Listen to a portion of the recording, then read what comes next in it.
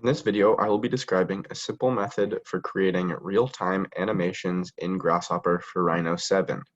Note that the only difference between Rhino 7 and Rhino 6 is that Rhino 7 uses a trigger, whereas Rhino 6 uses a timer. However, this should function the same otherwise. All right, let me delete everything and start at the beginning.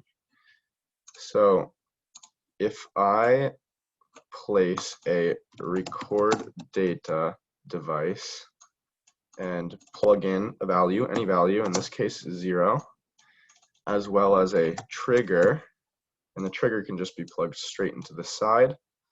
Now I can create a list of numbers that grows with time.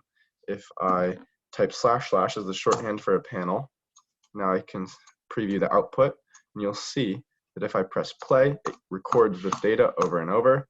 However, another option is to right-click on my trigger, select interval, and choose perhaps 50 milliseconds. And now every 50 milliseconds, there will be a new data point recorded. X will delete the data, and this red button will pause the data recorder. Likewise, this will pause the trigger.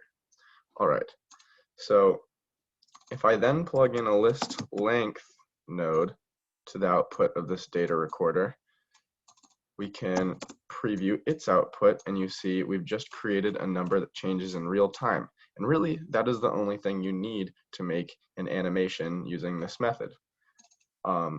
So with this number, we can divide it by, say, a factor of 6, and now we have a more continual or gradual change, and that's nice for creating more steady animations. So just to show you how you can make a ball bounce with this, I will take the sine, and now instead of increasing, this number is going to oscillate. And then if I take the absolute value of this sine output, then I will have it bounce off of the 0. And now if I change that into a z vector and I move a point based on this vector,